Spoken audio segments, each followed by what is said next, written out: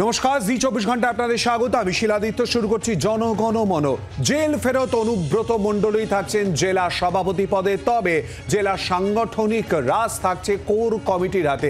এদিকে যেমন আমাদের নজর থাকবে, আর অপরদিকে আরজি করে ঘটনায় ইতিমধ্যেই তদন্ত প্রক্রিয়া কোথায় দাঁড়িয়ে রয়েছে সেদিকে নজর, এবং তার পরিপ্রেক্ষিতে ইতিমধ্যেই তলব করা হয়েছে প্রভাবশালী চিকিৎসক বলা হচ্ছে সুশান্ত রায়কে, এবং তারই সঙ্গে তদন্তের গতি প্রকৃতি কোথায় বা দাঁড়িয়ে রয়েছে, শিয়ালদা আদালতে কি কি বক্তব্যই বা উঠে এলো, এই সমস্ত কিছু নিয়ে আমরা আলোচনা করব। আমাদের সঙ্গে এই মুহূর্তে রয়েছেন অতিথিরা। আমাদের সঙ্গে রয়েছেন তৃণমূল কংগ্রেসের তরফ থেকে দেবাংশু ভট্টাচার্য, সিপিএম এর তরফ থেকে রয়েছেন চন্দন চট্টোপাধ্যায়, এবং রয়েছেন রাজনৈতিক বিশ্লেষক শুভময় মৈত্র। প্রত্যেকের সঙ্গেই আমরা কথা বলবো, কিন্তু প্রথমেই যেদিকে নজর হবে, অর্থাৎ অনুব্রত মণ্ডল। কিছুক্ষণ আগেই আমরা দেখিয়েছি আপনাদেরকে সেই ছবি, যে ইতিমধ্যেই তিনি বৈঠক সেরে কিন্তু বেরিয়ে এসেছেন। কিন্তু রাশ এই মুহূর্তে বীরভূমের রাশ কিন্তু কোর কমিটির হাতে, কিন্তু সভাপতি অনুব্রত মণ্ডলী। তাহলে কি ভারসাম্যের? প্রথমেই আমরা সেদিকে নজর দেব। ওজন কমিয়ে রোগ সারিয়ে বাড়ি ফিরেছেন অনুব্রত মণ্ডল। সূত্রের খবর, এবার তিনি বীরভূমের রাজনীতিতেও আগের মতো সক্রিয় হতে চাইছেন দলের রাশ নিজের হাতে নিতে। কিন্তু তার দল তৃণমূলও কি তাই চাইছে? গরু পাচার মামলায় কেন্দ্রীয় এজেন্সির হাতে অনুব্রত গ্রেফতার হওয়ার পর বীরভূমে বিধানসভা ভিত্তিক কোর কমিটি গঠন করে দেন তৃণমূল নেত্রী মমতা বন্দ্যোপাধ্যায়। অনেকেই সরলীকরণ করেছিলেন, কেষ্টর প্রত্যাবর্তনের পর বীরভূমের কোর কমিটির আর কোনো অস্তিত্ব থাকবে না। কিন্তু বাস্তবে হচ্ছে ঠিক উল্টোটা। তৃণমূল সূত্রে খবর, অনুব্রত ফেরার পরেও বীরভূমে দলের রাশ থাকবে কোর কমিটির হাতে। দলের সাংগঠনিক কাজ পরিচালনা করবে কোর কমিটি। তবে আগের মতো বীরভূমের জেলা সভাপতিই থাকছেন অনুব্রত মণ্ডল। ওয়াকিবহাল মহলের মতে, বীরভূমে তড়িঘড়ি রাজনৈতিক সমীকরণ বদলাতে চাইছে না তৃণমূল। কেষ্ট জেলায় ফিরলেও শাসক শিবির মেপে পা ফেলার পক্ষপাতী। কারণ অনুব্রত জেলা সভাপতি থাকাকালীন 2018 সালে রক্তাক্ত পঞ্চায়েত ভোট দেখেছিল বীরভূম। কার্যত বিরোধী শূন্য পঞ্চায়েত ভোটের গ্রহণযোগ্যতা নিয়ে প্রশ্ন উঠেছিল। অনেকেই মনে করেন পঞ্চায়েতের অশান্তির কারণে 2019 সালের লোকসভা ভোটে ধাক্কা খেয়েছিল তৃণমূল। কিন্তু এহেন বীরভূমের রাজনৈতিক ছবি অনেকটাই পাল্টে যায় কোর কমিটির আমলে। 2023 সালে কার্যত রক্তপাতহীন পঞ্চায়েত ভোট দেখে বীরভূম। 2024 সালের লোকসভা ভোটে অনুব্রতর অনুপস্থিতিতেও জেলার 2টি আসন ঝুলিতে পড়ে তৃণমূল। লোকসভার ফলের নিরিখে জেলার 13টি বিধানসভাতেই এগিয়ে জোড়াফুল, যে নজির অনুব্রতর আমলেও নেই। শীর্ষ নেতৃত্ব যা দলের যা স্ট্যান্ড ছিল, দল সেখানেই রয়েছে। যতক্ষণ না নতুন করে কোনো ঘোষণা হচ্ছে, ততক্ষণ পর্যন্ত দলের আগের স্ট্যান্ডই থাকবে। অনেকে এও বলছেন, দুর্নীতি মামলায় অনুব্রত জামিন পেয়েছেন ঠিকই, এখনও নির্দোষ প্রমাণিত হননি। তাই বীরভূমের রাশ আগের মতো তার হাতে তুলে দিলে ভবিষ্যতে সমস্যা হতে পারে। অন্যদিকে অনুব্রতর ঘাড়ে ফের হেভিওয়েট তকমা চাপাতে পারে কেন্দ্রীয় এজেন্সিগুলি, যা তার আইনি লড়াই আরও কঠিন করে তুলবে। তাই কেষ্টকে জেলা সভাপতি পদে রেখে পাশে থাকার বার্তা দিলেও বীরভূমে এখনই সমীকরণ বদলাতে নারাজ তৃণমূল নেতৃত্ব। প্রসেনজিৎ মালাকারের রিপোর্ট, জি 24 ঘন্টা। আর ঠিক এই জায়গাতেই প্রশ্ন, তাহলে কি ভারসাম্যের রাজনীতি? দেবাংশু, কি বলবে দলের তরফ থেকে? অনুব্রত মণ্ডল আমাদের তৃণমূল কংগ্রেসের এবং বীরভূম জেলার রাজনীতির ক্ষেত্রে অনুব্রত মণ্ডল একটা গুরুত্বপূর্ণ নাম, এবং তৃণমূল কংগ্রেস মোটামুটি শেষ যে 1 দশক বা তারও বেশি সময় ধরে আপনারা দেখছেন অনুব্রত মণ্ডল তৃণমূল কংগ্রেসের বীরভূম জেলার সভাপতি আছে। এবং আমরা বারংবার বলে এসেছিলাম যে অনুব্রত মণ্ডলকে রাজনৈতিক কারণে বিজেপি ফাঁসাতে চাইছে। তার কারণ আপনি যদি দেখেন, সিবিআই বা ইডির দ্বারা যে গ্রেফতারগুলো আমরা শেষ 2, 2.5, 3 বছরে দেখেছি, সেই প্রত্যেকটা গ্রেফতারি আপনি যদি দেখেন, এক একটা জায়গার যারা স্ট্রং হোল্ড লিডার, যে এক একটা স্ট্রং হোল্ড তৃণমূল কংগ্রেসের, সেখানকার যারা মেন মাথা, তাদেরকেই ধরে ধরে গ্রেফতার করা হয়েছে। সে আপনি বীরভূমের ক্ষেত্রে যদি দেখেন, অন্যান্য জেলার ক্ষেত্রে যদি দেখেন। ফলে স্বাভাবিকভাবেই আমরা জানতাম জামিন পেয়ে তো একদিন বেরোবেন, কারণ দীর্ঘদিন প্রমাণ ছাড়া কাউকে আটকে রাখা যায় না। অনুব্রত মণ্ডল আজকে বেরিয়ে এসেছেন, তো স্বাভাবিকভাবেই তিনি যে বেরিয়ে এসেছেন, তিনি গ্রেফতার হওয়ার পরেও কিন্তু তৃণমূল কংগ্রেস তার বীরভূম জেলা সভাপতির পদ থেকে অনুব্রত মণ্ডলকে সরায়নি। ফলে স্বাভাবিকভাবে অনুব্রত মণ্ডল জেলে থাকাকালীনও তৃণমূল কংগ্রেসের বীরভূম জেলা সভাপতি ছিলেন, এবং তিনি ফিরে এসেছেন আজও তৃণমূল কংগ্রেসের জেলা সভাপতি। আমার প্রশ্ন হচ্ছে, এটা কি ব্যালেন্সের জায়গা? না, ব্যালেন্সের জায়গা নয়। ব্যাপারটা হচ্ছে, এই কোর কমিটি যেটা গঠিত হয়েছিল, সেই কোর কমিটির নেতৃত্বেই যেহেতু পঞ্চায়েত নির্বাচন হয়েছে, সেই কোর কমিটির নেতৃত্বেই যেহেতু লোকসভা নির্বাচন হয়েছে, এবং এইমাত্র যেহেতু অনুব্রত মণ্ডল ফিরলেন, ফলে স্বাভাবিকভাবেই অনুব্রত মণ্ডল এবং কোর কমিটির প্রত্যেকটা নেতৃত্বকে সামনে রেখে দলের স্ট্র্যাটেজি তৈরির নির্দিষ্ট ব্যাপার আছে। তো ফলে স্বাভাবিকভাবেই অনুব্রত মণ্ডল গত দুদিন হলো ফিরেছেন, এখনই এত তাড়াহুড়োর মধ্যে তো কোনো সাংগঠনিক সিদ্ধান্ত নেওয়ার দরকার নেই। দল দলের মতো করে ঠিক সময় নিয়ে দলের মতো করে তার সাংগঠনিক সিদ্ধান্ত জানাবে। তার জন্য যেভাবে দলের এগোনোর দরকার, দল সেই স্ট্র্যাটেজিতেই এগোবে।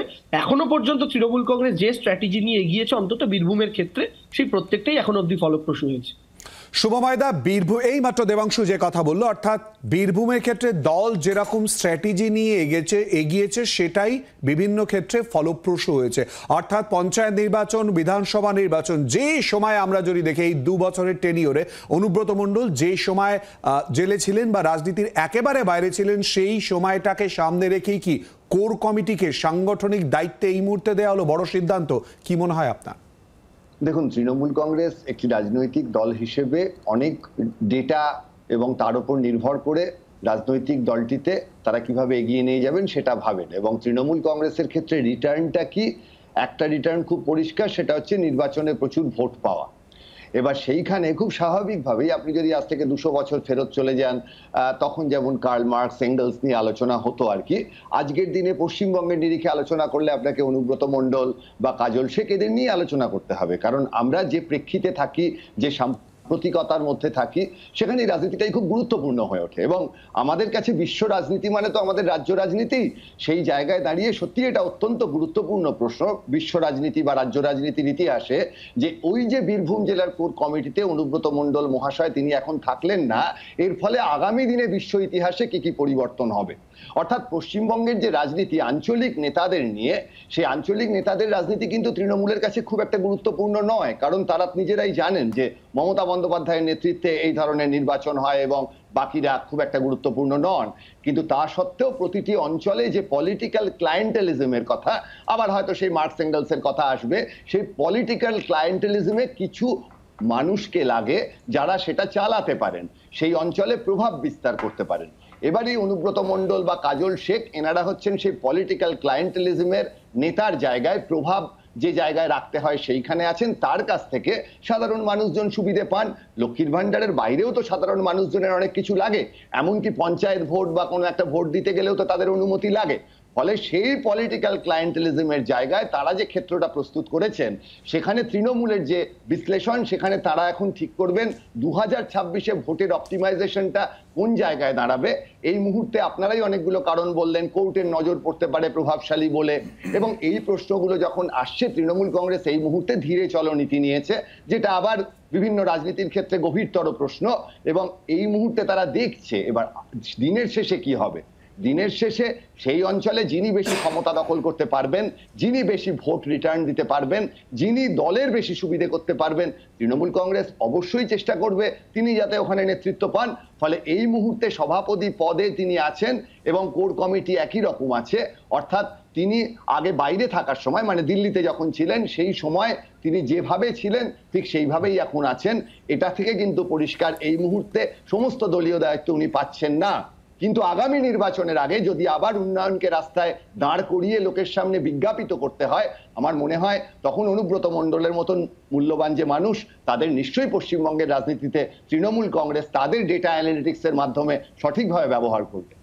শুভময়দা, আসবো উন্নয়নকে দাঁড় করিয়ে যদি বিজ্ঞাপিত করতে, এবং অনেকগুলি কথা, তারই মধ্যে প্রভাব, কোট আনকোট যে প্রসঙ্গগুলো, চন্দনদার কাছে অবশ্যই করে আসবো। বিজেপি নেতা রাজস্বী লাহিড়ী আমাদের সঙ্গে আলোচনায় অংশগ্রহণ করেছে, রাজস্বীকে স্বাগত জানাচ্ছি। কিন্তু একটু আগে পার্টি অফিস থেকে বেরোন অনুব্রত মণ্ডল, এবং তারপর তিনি ঠিক কি বলেন শোনাবো।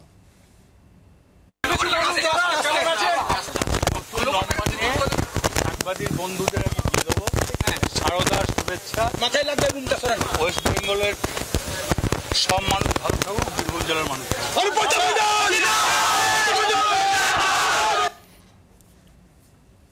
সাংবাদিক বন্ধুদের শারদীয়ার শুভেচ্ছা জানিয়েছেন অনুব্রত মণ্ডল একটু আগেই জেলার পার্টি অফিস থেকে বেরিয়ে। চন্দনদা ইতিমধ্যেই যে কথা বললেন, শুভময়দা ধীরে চলো নীতির প্রসঙ্গ যদিয়ে দেবাংশুর কথা আপনি শুনেইছেন যে সবেমাত্র 2 দিন হলো তিনি এসছেন, এবং পার্টির বিভিন্ন দিক থেকে বিভিন্ন সময় যেরকমভাবে যাকে কাজে লাগানোর বা সেই অনুযায়ী তার ফলাফল বা রেজাল্ট একেবারে সামনে এসেছে, অর্থাৎ পজিটিভ। দেখুন, আপনি একটা কথা প্রথমেই বলেছেন, সেটা হচ্ছে ভারসাম্য। ভারসাম্য কথাটার মধ্যে একটা ভার আছে, একটা সাম্য আছে। ভার থেকে যদি ভর, ফিজিক্সের কথা অনুযায়ী ভর করি, তো সেই ভর অনুযায়ী অনুব্রত মণ্ডলের ওজন অনেক বেশি ছিল। রাজনৈতিক ওজন, রাজনৈতিক জমি, রাজনৈতিক একটা গোটা জেলা, চড়াম চড়াম ঢাক, গুড় বাতাসা, বিরোধীদের 5 মিনিটের মধ্যে খালি করিয়ে দেওয়া, পুলিশের সামনে বসে 10 মিনিট টাইম দিচ্ছি, তার মধ্যে যদি না হয় খালি করিয়ে দেবো, ইত্যাদি ইত্যাদি।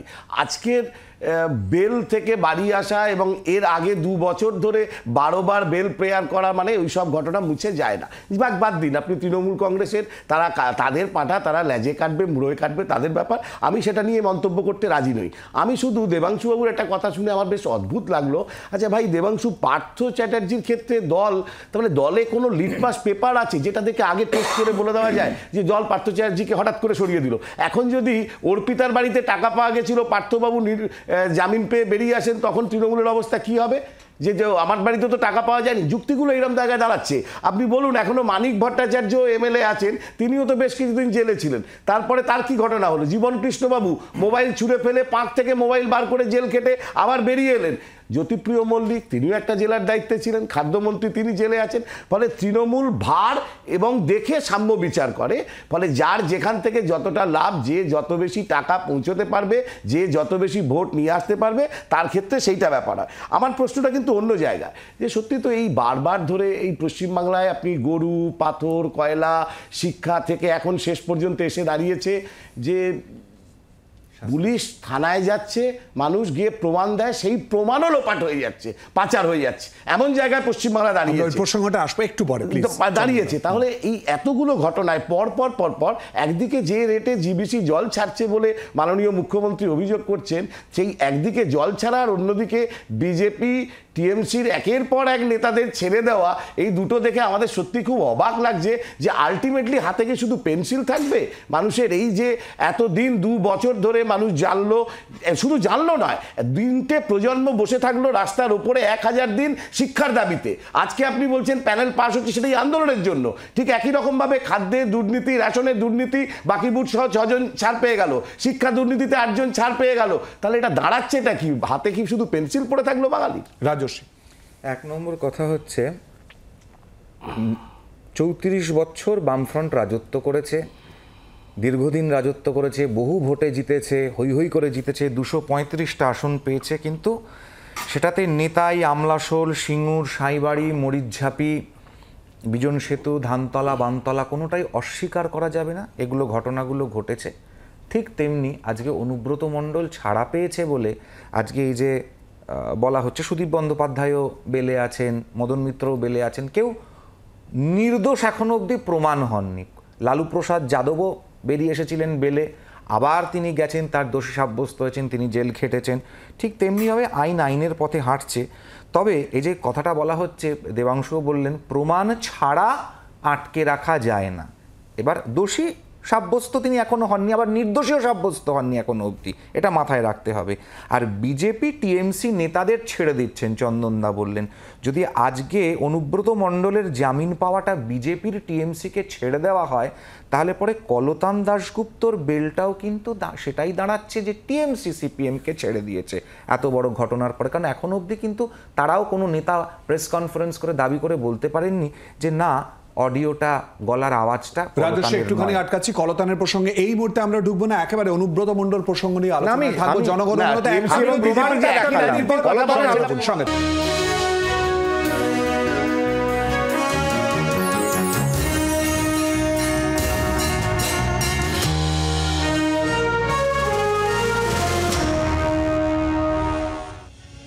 বিরতির পর আবার আপনাদের স্বাগত। জনগণমনতে অনুব্রত মণ্ডল প্রসঙ্গে আমরা আলোচনা করছি। প্রত্যেক অতিথিদের কাছেই যাব, সময় সংক্ষিপ্ত প্রত্যেকের কাছেই। প্রথমেই দেবাংশু, একটু আগেই শুভময়দা যে কথা বলছিলেন, সেই জায়গায় তিনি বলছিলেন রাজ্য রাজনীতি তথা বিশ্ব রাজনীতির আঙিনা এবং কে কাকে কখন কিভাবে কোন ময়দানে প্রধানত ব্যবহার করবে ভোটের সাফল্যের নিরিখে, সেই জন্যই কি ধীরে চলো? দেবাংশু, দেখুন, আমি সবার কথার উত্তর একটু একটু করে দিয়ে দিই। শুভময়দা বক্তব্য রাখার সময় একটা কথা বললে, একসময় মার্কস, অ্যাঞ্জেলস এইসব নিয়ে আলোচনা হতো রাজনীতিতে, এখন অনুব্রত মণ্ডলদের নিয়ে আলোচনা হয়। শুভময়দা মনে হয় মাঝখানের প্রায় 30-35টা বছর একটু স্কিপ করে চলে গিয়েছেন, যেখানে সুশান্ত ঘোষ, তপন, শুকুর, মজিদ মাস্টারদের নিয়ে আলোচনা হয়েছে আর কি একসময়। আমাদের শুভময়দা আরো একটা কথা বলেছেন যে কোর্টের, মানে ওটা ওনার বিশ্লেষণে, যে কোর্টের নজরদারিতে, এটা এখানে অনেকে বললেন যে তাহলে কোর্টের ক্ষেত্রে মনে হতে পারে প্রভাবশালী যদি তাকে দায়িত্ব দেওয়া হয়। দেখুন, এই প্রভাবশালী তত্ত্বের জন্যই কিন্তু গত 2 বছর 2.5 বছরে তার জামিন হয়নি। ফলে নতুন করে প্রভাবশালী তত্ত্বের আলাদা করে আসার কিছু নেই, কারণ প্রভাবশালী তত্ত্ব থাকাকালীনই তার জামিন হয়নি, আবার তিনি যে জামিন পেয়েছেন সেটাও প্রভাবশালী থাকার পরই, কারণ তিনি কোনো এমপি এমএলএও নন। এক্সিস্টিং যে তিনি পদত্যাগ করে তার অ্যারেস্ট হয়েছে, তিনি তৃণমূলের জেলা সভাপতি আগেও ছিলেন, আজও তৃণমূলের জেলা সভাপতি আছেন, ওনার এক্সট্রা কিছু কমেওনি কিছু বাড়েওনি, ফলে নতুন করে প্রভাবশালী হওয়ার কিছু নেই।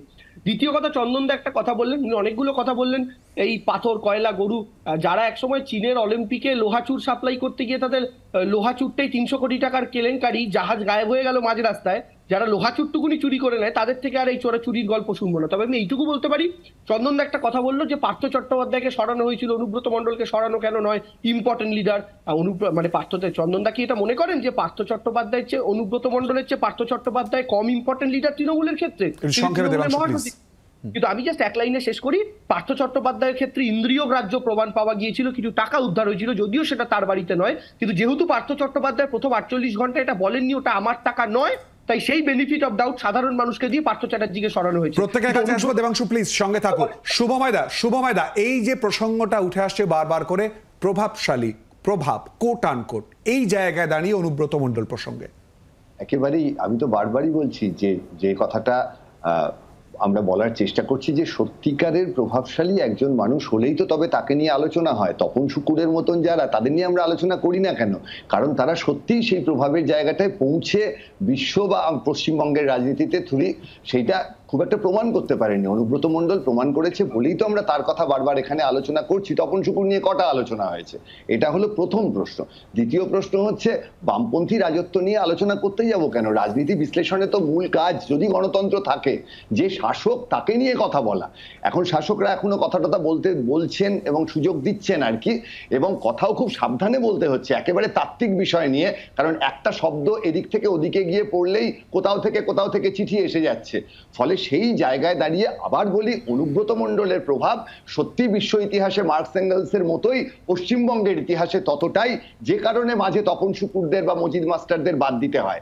আর রাজস্বীকে একটাই কথা জিজ্ঞেস করি, যে সত্যিই তো রাজস্বী একটা খুব ভালো তুলনা এনেছেন তৃণমূলের সঙ্গে সিপিএম এর সম্পর্ক আর বিজেপির সঙ্গে তৃণমূলের সম্পর্ক নিয়ে।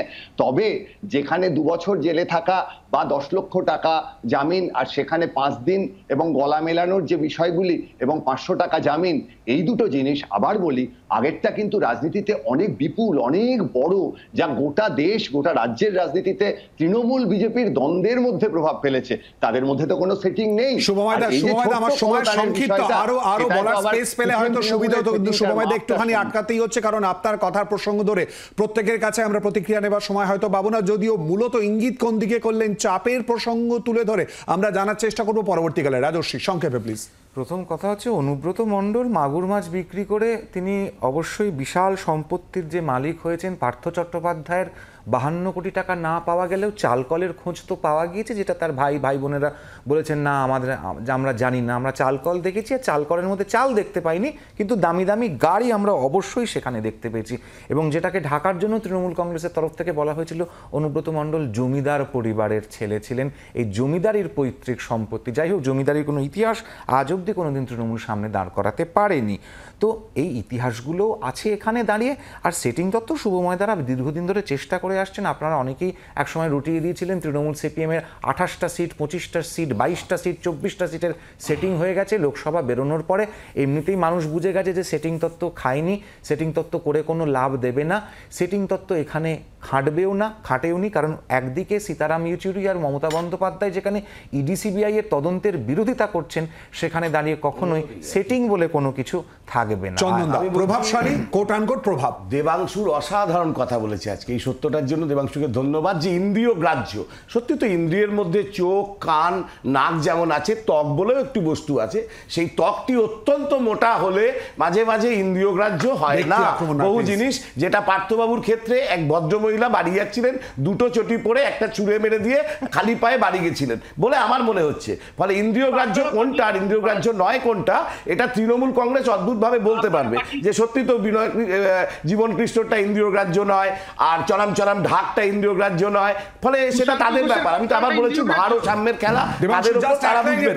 কিন্তু আমার দেবাংশুকে দ্বিতীয় প্রশ্ন, দেবাংশু এত ভালো ভালো কথা টিভিতে বলে, আর সেই দেবাংশু যারা নির্যাতিতার বিচারের জন্য যে সমস্ত শিল্পীরা রাস্তায় নামছেন তাদেরকে ফেসবুকে আক্রমণ করে, আরজি করে তদন্ত, তারই সঙ্গে প্রভাবশালী কথা চলে আসছে, আরজি করের ক্ষেত্রে থ্রেড কালচারের কথা চলে আসছে, এবং এমন বেশ কয়েকজন চিকিৎসকের নাম চলে আসছে যারাও কিন্তু এই মুহূর্তে স্ক্যানারে রয়েছেন। এই প্রসঙ্গ নিয়ে আলোচনায় ফেরত আসবো অতিথিদের কাছে, জানাবো একটা বিরতির পর, সঙ্গে থাকুন।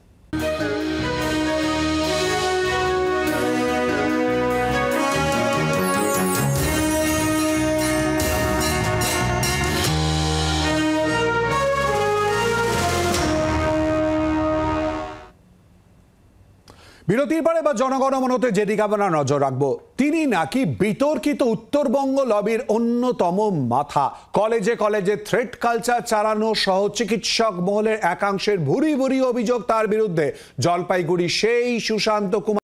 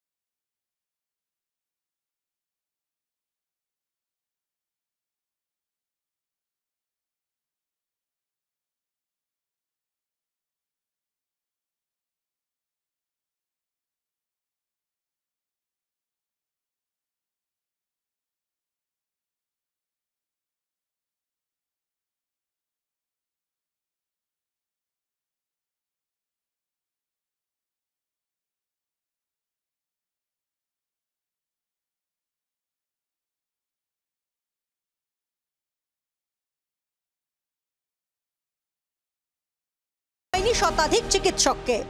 আরজি করের এই নারকীয় ঘটনার পরে জলপাইগুড়ি আয়ামে সেরকম কোনো প্রতিবাদ মিছিল বা কোনো সভা এরকম আমরা করতে পারিনি। তার কারণ হচ্ছে যে পুরো ক্ষমতাটা কক্ষিগত করে রেখেছিল দু একজনের হাতে, এবং তারাই এই ব্যাপারটায় বাধা দিয়েছেন। আয়ামের যারা সাধারণ মানে সবাই মেম্বার আছি, আমরা কালকে আয়ামেতে একটা সভা করতে চেয়েছিলাম, সেই বিষয়ে আমরা প্রেসিডেন্টকেও ইনফরমেশন দিয়েছিলাম লিখিত এবং টেলিফোনে।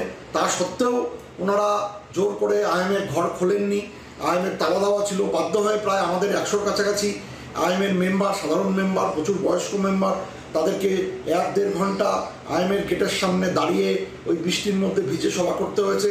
আরজি কর কাণ্ডের পর থেকে যে সমস্ত হচ্ছে থ্রেড সিন্ডিকেট, বিভিন্ন সোশ্যাল গ্রুপ, মিডিয়া, বিভিন্ন জায়গায় এই থ্রেড সিন্ডিকেটের উপরের লেভেলে উনি বসে রয়েছেন আর কি। সেটা সব জায়গায় আমরা দেখতে পারি, জানতে পারি। আমাদের যে বাড়ির পাশের বাড়ি, উনি যে এতটা ক্ষমতাবান, এতটা ক্ষমতাশালী থ্রেড সিন্ডিকেট এইভাবে চলছে কোনোদিন জানতাম না। করোনা পর্বে উত্তরবঙ্গের ওএসডি অর্থাৎ অফিসার অন স্পেশাল ডিউটি পদে ছিলেন এই সুশান্তই। সেখানেও তার বিরুদ্ধে স্বজন পোষণ, দুর্নীতি সহ নানা অভিযোগ উঠেছে। কোভিডের সময় থেকে তিনি যখন ওএসডি ছিলেন, কিভাবে নিযুক্ত হয়েছিলেন জানি না, পাবলিক হেলথের তিনি মানুষ নন, কিন্তু তাকে কোনো এক অজ্ঞাত কারণে তিনি চক্ষু বিশেষজ্ঞ হওয়া সত্ত্বেও কোভিডের ওএসডি করা হয়েছিল। এবং সেই সময় কোভিডের বিভিন্ন কিট থেকে আরম্ভ করে অনেক কিছু কেনা, এবং হচ্ছে যে কোভিডের সময় আরও যে সমস্ত সেফ হোম, কোভিডের সময় হচ্ছে যে চিকিৎসক স্বাস্থ্যকর্মীদের থাকা খাওয়া, এইসব ইস্যু, ওষুধপত্র কেনা, এইসব নিয়ে ভুরি ভুরি অভিযোগ বিভিন্ন মানুষ তার সম্বন্ধে করেছেন। দুর্নীতিগুলো তো করেছে, তাদের তো পুরো প্রমাণ আমাদের কাছে আছে। এই প্রমাণগুলো নিয়ে তদন্ত তো হবে। তদন্ত করবে কে? তদন্ত করবে তো সেই অ্যাডমিনিস্ট্রেশন, যেই অ্যাডমিনিস্ট্রেশনের কাছে আমরা চাইছি, যে অ্যাডমিনিস্ট্রেশনের কাছে 2 বছর আগে আমরা চেয়েছিলাম যে একটা তদন্ত হোক। ওরা কি তদন্ত করবে? ওরা তদন্ত করবে না। এহেন সুশান্তকেই তলব করেছে সিবিআই। তরুণী চিকিৎসকের দেহ উদ্ধারের দিন তিনি আরজি করে গিয়েছিলেন কিনা, গেলে কেউ তাকে নির্দেশ দিয়েছিলেন কিনা, এইসব বিষয় খতিয়ে দেখছে সিবিআই। প্রদ্যুৎ দাস ও নারায়ণ সিংহ রায়ের রিপোর্ট, জি 24 ঘন্টা। প্রথমেই দেবাংশুর কাছে আসবে। দেবাংশু, মারাত্মক অভিযোগের কথা তো সামনে উঠে আসছে, কি বলবে? প্রতিক্রিয়া নেব। তার সঙ্গে খালি একটা বিষয় যোগ করে দিই, আজ আদালতে সিবিআই দাবি করেছে টালা থানায় এই মামলা সংক্রান্ত কিছু ভুয়ো তথ্য বানিয়ে সেগুলি বদল করা হয়েছিল। সন্দীপ এবং অভিজিৎকে জেরার সময় এই তথ্য তাদের হাতে উঠে এসেছে বলে দাবি করা হয়েছে গোয়েন্দাদের তরফ থেকে। কি বলবে দেবাংশু? তবে শিলাদিত্যদা, আমি উত্তরটা দেওয়ার আগে আমাকে একটা কথা বলে নিতেই হবে, নাহলে আমি দর্শকদের কাছে সঠিক থাকতে পারবো না। চন্দনবাবু হয় এক চোখে দেখেন, নয় এক কানে শোনেন। তাহলে তিনি আমার বক্তব্যটা দেখেছেন, যাকে নিয়ে বলেছি তিনি যে আমাকে এবং কুণাল ঘোষকে পিটিয়ে মারার হুমকি দিয়েছিলেন, গণপিটুনির হুমকি দিয়েছিলেন, সেটা চন্দনদা মনে হয় জানেন না। আর দ্বিতীয় কথা, আমি শুধু শুভময়দাকে একটা কথাই বলবো, না এটা তো ঠিক, যারা শাসক দল তাদেরকে নিয়ে আলোচনা হবে, আমার এটাতে কোনো আপত্তি নেই। কিন্তু আপনি যখন বললেন এক সময় আলোচনা হতো মার্কস লেনিন নিয়ে, আপনি যখন এক সময়টা উল্লেখ করলেন, আরো একটা সময়কে ইচ্ছাকৃতভাবে বাদ দিলেন, সেই কারণেই আমার বলা। আমি প্রসঙ্গে আসার জন্য অনুরোধ করবো, খালি একটা কথা বলবো দেবাংশু, দায়িত্বশীল রাজনৈতিক ব্যক্তি হিসেবে এক চোখে দেখা বা এই জাতীয় শব্দগুলো অ্যাভয়েড করার জন্য অনুরোধ করব। এই অনুরোধটা প্লিজ প্রত্যেকের কাছেই থাকবে একই সঙ্গে। দেবাংশু প্লিজ, আরজি করার প্রসঙ্গে আরেকজন চামড়া মোটা হওয়ার কথা বলছেন, তো আমি সেই জন্য এক চোখে দেখেন কিনা সেটা। দেবাংশু, ব্যক্তি আক্রমণে ঊর্ধ্বে গিয়ে আমরা আলোচনাগুলো করি, কারণ অত্যন্ত সেনসিটিভ বিষয় নিয়ে এই মুহূর্তে যে আলোচনাটা শুরু করছি আমরা আরজি করার ঘটনায়, গোটা দেশ, গোটা রাজ্য, গোটা কলকাতা রাস্তায় নেমেছিল। ঠিক সেই সেনসিটিভ জায়গাটা আমরা আলোচনা শুরু করব। প্লিজ দেবাংশু। দেখুন, আমি এবার আপনার কথার উত্তর দিই। দেখুন, এই মুহূর্তে একটা কথা ভীষণ, মানে আমি বিশেষ করে তৃণমূল কংগ্রেসের মুখপাত্র হিসেবে এই ব্যাপারটা নিয়ে আরো সেন্সিটিভ। সেটা হচ্ছে বিশেষ করে সিবিআই, ইডি গত কয়েক দশক যাবৎ বাংলার মাটিতে যে তারা যে তদন্ত করেছে, কয়েক দশক কি প্রায় এক দশকের কাছাকাছি, সারদা থেকে শুরু করে সবকিছু নিয়ে যে তদন্ত করছে, তাতে তারা বারবারই বিভিন্ন সূত্র মারফত কিছু তথ্য খাইয়ে দেওয়ার চেষ্টা করেছে। স্বাভাবিকভাবে আপনারাও মিডিয়ার সূত্র মারফত যে খবর পেয়েছেন আপনারা দেখিয়েছেন, কিন্তু অনুব্রত মণ্ডল থেকে একাধিক কেসে আমরা দেখেছি এই সূত্রগুলো পরবর্তীকালে হয়তো সেভাবে সঠিক প্রমাণ হয়নি। আমি এক্ষেত্রেও বলতে চাই, সিবিআই তদন্ত করছে, যদি মনে হয় কোথাও প্রমাণ লোপাট হয়েছে, যারা প্রমাণ লোপাট করেছেন তাদেরকেও টেনে আনুন। এবং আমরা মনে করি অন্যায় যে করে, অন্যায় যে সহে তব ঘৃণা তারে যেন তৃণ সমদয়ে। যারা ধর্ষণ করেছেন, খুন করেছেন, এবং তার সঙ্গেই যদি কেউ থেকে থাকেন বা কারা থেকে থাকেন যারা তাদেরকে সেভ করতে হেল্প করেছেন, প্রমাণ লোপাট করেছেন, আমি মনে করি তারা একই দোষে দুষ্ট। ওরা যদি ফাঁসির সাজা পেতে পারে, এদেরও যাবজ্জীবন কারাদণ্ড হওয়া উচিত। কিন্তু মামলাটা এখন সিবিআই এর হাতে আছে। সিবিআই এই বাকি আর 5টা কেসে যেমন করে গেছে তাদের চিরাচরিত্র স্বভাব অনুযায়ী, এই অনুব্রতর 100 কোটির সম্পত্তি, ওর 500 কোটির সম্পত্তি, সেরকমই এক্ষেত্রে অনেক রকম সূত্র মারফত খবর খাইয়ে না দিয়ে তারা একদম কনক্লুসিভ যেটা হাতে পাচ্ছে সেটা আদালতে দাঁড়িয়ে বলুক, এবং সেটা সূত্র মারফত না বলে প্রয়োজনে অফিসিয়াল প্রেস রিলিজ বের করুক, এবং আদালতের মাটিতে দাঁড়িয়ে সেটা ক্লিয়ার কাট ওয়েতে পাবলিকের সামনে বলুক, যেটা সাধারণ মানুষের সামনেও যেন আসতে পারে। যারা আবার বলছি প্রমাণ লোপাট করেছে তাদেরকে প্রকাশ্যে আনা হোক। একজন দুজন শুধুমাত্র টালা থানার ওসি নয়, আরো কেউ যদি যুক্ত থাকে, ভেতরের আরো কেউ যদি থাকে, তাদেরকে প্রত্যেককে প্রকাশ্যে আনা হোক। আমাদের এক্ষেত্রে কোনো বক্তব্য নেই। আমরা 3 দিন টাইম পেয়েছিলাম, 12 ঘন্টার মধ্যে অ্যারেস্ট করেছিলাম মেন কালপিটকে। এখনো পর্যন্ত সিবিআই যাকে বেকসুর খালাস করেনি, সিবিআই যাকে ধর্ষণে যুক্ত নয় বলেনি, বরং 24 ঘন্টায় দেখা খবর অনুযায়ী যার সঙ্গে ডিএনএ, যার সিমেনের সঙ্গে নির্যাতিতার শরীরে পাওয়া চামড়ার সঙ্গে যার নখে পাওয়া চামড়া ডিএনএ মিলে গিয়েছে। অত্যন্ত স্বাগত জানাচ্ছি দেবাংশু তোমার এই বক্তব্যকে। যে বা যারা জড়িত তাদের যাতে দৃষ্টান্তমূলক শাস্তি হয়। কিন্তু আমার প্রশ্ন ছিল সুশান্ত কুমার রায় প্রসঙ্গ নিয়ে, যার উত্তর এখনো তোমার কাছ থেকে পাইনি। অর্থাৎ মূলত এত বড় ঘটনা, এই লবির কথা, এই প্রভাবশালীর কথা, পর পর অভিযোগ, বুড়ি বুড়ি অভিযোগ, কেউ কিছু জানতো না এই মারাত্মক ঘটনা নিয়ে। তোমার কাছে উত্তর নেব, বিরোধীদের বক্তব্য তুলে ধরবো। একটা বিরতির পর সঙ্গে থাকুন।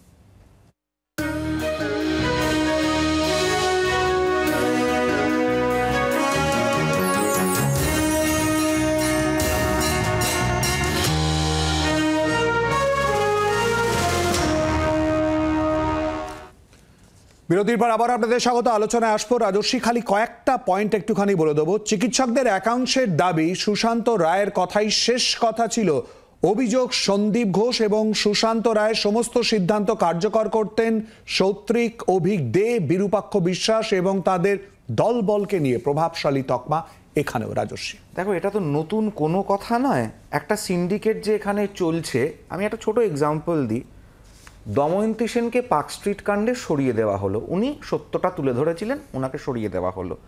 1 বছর আগে মনে আছে যে আরজিকর কাণ্ড নিয়ে আক্তার আলী সাহেব একটা রিপোর্ট জমা দিয়েছিলেন, কি কি ঘটছে, তার বক্তব্য একাধিকবার আমরা এই পুরো বিষয়ে তুলে ধরেছি, 15 দফা অভিযোগ। উনি 1 বছর আগে যেদিনকে রিপোর্টটা জমা দিলেন, উনাকে বলল tata bye bye good bye. ওনাকে সরিয়ে দেওয়া হলো। এবার প্রশ্ন হচ্ছে অভিযোগ কি কি লেগেছিল না, dead body trafficking, biomedical waste, ব্যবহার করা সুচ, সিরিঞ্জ, তুলো, এই সমস্তগুলোকে, এবং সেটা বিভিন্ন সংবাদ মাধ্যমে দেখাচ্ছে কোথাও পাঁজা করা পাওয়া যাচ্ছে, তার সাথে অর্থের বিনিময়ে পাশ করিয়ে দেওয়া। তো এই অভিযোগগুলো তো আগে দেওয়া হয়েছিল, তাই তখন ওনাকে সরিয়ে দেওয়া হলো কেন? আজ থেকে 1-1.5 বছর আগে ডক্টর শারদত্ত মুখোপাধ্যায় এবং মধুচন্দা কর প্রেস কনফারেন্স করে কিন্তু অনেক কথা বলেছিলেন। তখন ডক্টর শান্তনু সেনরা পরিষ্কার উড়িয়ে দিয়েছিলেন, নাস্যাৎ করে দিয়েছিলেন সে সমস্ত অভিযোগকে। দেখো আবার 1.5 বছর পরে সেই একই অভিযোগগুলো সামনে আসছে এবং এগুলো তার ভিত্তি পাচ্ছে। প্রশ্ন হচ্ছে তখন জিনিসগুলো, টাকাগুলো আসছিল। একটা মেয়ে, সেই রবীন্দ্রনাথের ভাষায় বলতে হয় কাদম্বরী মরিয়া প্রমাণ করিয়া গেলেন যে কাদম্বরী মরেন নাই, সেই ভাষাতেই যে ওকে মরে দেখা ব্যাপারটাকে এস্টাবলিশ করতে হলো, একটা মানুষকে প্রাণ দিয়ে তার সর্বস্ব খুইয়ে বাবা মার কোল খালি করে, যে হ্যাঁ এত বড় একটা সিন্ডিকেট আছে, এত বড় একটা দুর্নীতি আছে, এবং দুর্নীতি যখন চলবে তখন তো মাস্টারমশাই আপনি কিছু দেখেননি, এ কথা তো প্রসঙ্গে উঠবেই এখানে। তাই তাদেরকে বলতে দেওয়া হয়নি। আজকে মানুষের ভয় ভীতি খুলে যাচ্ছে, হড়হড় করে মানুষ সবকিছু বলে দিচ্ছে, কারণ সামনে চলে এসছে। দেখুন, স্বাস্থ্যমন্ত্রীর নাম যদি মমতা বন্দ্যোপাধ্যায় মাননীয় মুখ্যমন্ত্রী হন, তাহলে তিনি ইন্দ্রিয়গ্রাহ্য প্রমাণ দেখে সব কিছুকে ঠিক করেন যে কে থাকবেন কে থাকবেন না, তার দলে হোক সরকারে হোক, আমি একই ধরে নেব। তাহলে ইন্দ্রিয়গ্রাহ্য প্রমাণ হিসেবে সুশান্ত রায় সেই দিনকে সারাদিন, গত 9 তারিখে সারাদিন আরজি কর মেডিকেল কলেজে সুদূর জলপাইগুড়ি থেকে সকাল 8টা-9টার মধ্যে কিভাবে এলেন, এটার ইন্দ্রিয়গ্রাহ্য প্রমাণ অবশ্যই আমাদের দেখা দরকার। সিবিআই হয়তো সেটাই দেখবে। দ্বিতীয়, সারাদিন রাত মানে ভোর থেকে এখনো পর্যন্ত যা খবরের কাগজে টেলিভিশনের মাধ্যমে দেখছি, আমরা কেউ গোয়েন্দা নই, পুলিশ নই, যে সন্দীপ ঘোষের সঙ্গে সমানে তিনি কথা বলে যাচ্ছেন কোন ইন্দ্রিয়গ্রাহ্য কারণের জন্য। তৃতীয়, যে সত্যি সত্যি এই যে ওনার এতবার ফোন, এতবার কলকাতাতে আসা, এই সিন্ডিকেটকে পরিচালনা করা, এগুলো একদমই নতুন নয়। আমি আবার ইন্দ্রিয়গ্রাহ্য কথাটায় জোর দিচ্ছি যে ইন্দ্রিয় কি একটু এটা বোঝা যাচ্ছিল না যে স্বাস্থ্য দপ্তরের আন্ডারে 2021 সালে আরজি কর মেডিকেল কলেজে সমস্ত জুনিয়র ডাক্তাররা সন্দীপ ঘোষ এবং এই র্যাকেটের বিরুদ্ধে লিখিত অভিযোগ জমা দেওয়ার পর কি হয়েছিল জানেন দেবাংশুবাবু? দুয়ারে পুলিশ গেছিল তাদের বাড়িতে, এই জুনিয়র ডাক্তারদের বাড়িতে 2021 সালে এই কলকাতা পুলিশের তরফ থেকে যারা যারা প্রতিবাদ করেছিল তাদের বাড়িতে যাওয়া হয়েছিল। একটুখানি আটকাচ্ছি, ময়না তদন্ত নিয়ে ইতিমধ্যেই তরুণীর বাবা মা ময়না তদন্ত নিয়ে ইতিমধ্যে প্রশ্ন তুলেছেন, আর এই ময়না তদন্ত প্রসঙ্গ নিয়ে জুনিয়র চিকিৎসকদের ঠিক কি প্রতিক্রিয়া উঠে এসেছে শোনাবো।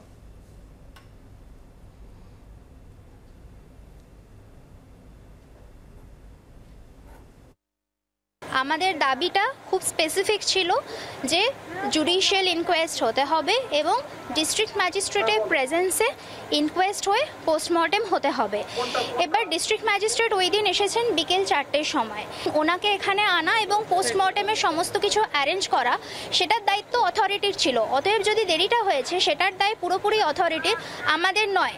এবং এটাও আমরা বলতে চাই যে আমরা বলেছিলাম ডিস্ট্রিক্ট ম্যাজিস্ট্রেটের প্রেজেন্সে পোস্টমর্টেমটা হোক, কিন্তু তারপরে তড়িঘড়ি কেন ওইভাবে বডিটা ক্রিমেট করে দেওয়া হলো, সেই প্রশ্নও আমরা কিন্তু তাদের কাছে পাল্টা রাখবো। চন্দনা, খুব সংক্ষেপে। আরো আতঙ্কের যে এই পোস্টমর্টমটা এমন করা হয়েছে, এটাও কিন্তু কোর্টে গিয়ে তারপর অন্যান্যরা থাকবেন, অন্য ডাক্তারবাবুরা থাকবেন এরকম করার জন্য, তার আগে নিজেরাই করে নিতে চাইছিলেন এই পোস্টমর্টম হাসপাতালে। আমার কাছে বক্তব্য হচ্ছে খুব পরিষ্কার যে তৃণমূল কংগ্রেস যদি একটা ঘৃণ্য ঘটনা ঘটে, আন্তরিকভাবে তার যদি বিরোধিতা করে, তাহলে তারা যারা প্রোটেস্ট করেছেন বিভিন্ন জায়গায় তাদের উপরেই আক্রমণ আনিয়ে আনছে কেন? চিকিৎসকরা সাংবাদিকদের মুখোমুখি হয়েছেন, কি বলছেন আমরা একটুখানি শুনে নিই, একটুখানি প্লিজ। মেডিকেল কলেজ বা শুধু জুনিয়র ডাক্তারদের আন্দোলন নয়, এই আন্দোলন বাস্তবিকভাবেই এক সার্বিক গণনাগরিক আন্দোলনে পরিণত হয়েছে। ভবিষ্যতের প্রশ্নকে জলাঞ্জলি দিয়ে হাজার হাজার জুনিয়র ডাক্তাররা যারা আন্দোলনটাকে জিইয়ে রেখেছে, যে সিনিয়র ডাক্তার, নার্স, স্বাস্থ্যকর্মীরা আমাদের অনুপস্থিতিতে 1.5 মাস হাসপাতালগুলোতে সচল রাখলেন, মাথার ঘাম পায়ে ফেলে। শহরে গ্রামে মফস্বলে যে সাধারণ মেয়েরা রাত দখল করলেন, যে বিপুল সংখ্যক সাধারণ মানুষ আন্দোলনের প্রত্যেকটা মুহূর্তে পাশে এসে দাঁড়ালেন। আমাদের চন্দনদা, সময় সংক্ষিপ্ত, আমরা জুনিয়র চিকিৎসকদের সাংবাদিক বৈঠকে ঢুকেছিলাম। এক সেকেন্ডে শুধু দেবাংশু বাবুকে একটা অসংখ্য ধন্যবাদ দিচ্ছি যে দেখুন, যারা বিশেষভাবে সক্ষম হয় তারা একটা কান বা একটা চোখে দেখতে পেলে কোনো অসুবিধা নেই, কিন্তু যারা কালীঘাটের চৌকাঠে শুয়ে নিজের শিরদাঁড়াটা ব্যথা করে ফেলে এবং সেই শিরদাঁড়া সোজা হয়ে দেখতে পায় না কোনটা সত্য কোনটা মিথ্য, তাদের জন্য খুব সংক্ষেপে এক লাইনে, সুশান্ত কুমার রায় সহ পরপর অনেকগুলো নাম প্রভাবশালী তকমা ক্ষেত্রে উঠে আসছে, কি বলবে? জাস্ট খুব সংক্ষেপে প্লিজ। সবাইকে 2 মিনিট দিয়ে আমার কপালে এক লাইন, যাই হোক আমি শুধু বলি, দেবাংশু বলার সময় যথেষ্ট পেয়েছো, তুমিও জানো, প্লিজ বলো। কথা উত্তর দেবো না, আমি বলি, আমি একটা কথা বলি, রাজস্বীদাকে শুধু মনে করিয়ে দিতে চাই, থ্রেড কালচার নিয়ে তো এতক্ষণ আলোচনা হচ্ছিল। শিলাদিত্য দা, উন্নাও কেস আমরা সবাই জানি, আমি উন্নাও কেসটার কথা বলছি না, শুধু একটা ডেভেলপমেন্টের কথা আপনাদের বলে রাখি। উন্নাও কেসে যে ভিকটিম সেই ভিকটিমের আশেপাশে সবাই মারা গিয়েছিল। আজকে সেন্ট্রাল গভর্নমেন্ট সুপ্রিম কোর্টে কাগজ দিয়ে সুপ্রিম কোর্টকে বলেছে একমাত্র বেঁচে থাকা মেয়েটির সিকিউরিটি তার। দেবাংশু, আমার প্রশ্ন ছিল আরজিকর নিয়ে এবং তারই সঙ্গে কিন্তু প্রভাবশালী কথা বারবার করে উঠে এসেছে, সেই প্রশ্নের উত্তর কিন্তু আমরাও খুঁজছি এবং সাধারণ মানুষও জানতে চাইছে। আমরা উত্তর খোঁজার চেষ্টা যেমন রয়েছে এবং তারই সঙ্গে তদন্ত, অপরদিকে জুনিয়র চিকিৎসকরা তারাও সাংবাদিকদের মুখোমুখি হয়েছেন, এই সব দিকে আমরা নজর রাখবো। কিন্তু জনগণমন আজকের মতো এ পর্যন্তই। নিচ্ছি ছোট্ট একটা বিরতি, চোখ রাখুন জি 24 ঘন্টায়, এরপর দেখুন পেজ 1। বাংলার আওয়াজ, বাঙালির আবেগ, জি 24 ঘন্টা।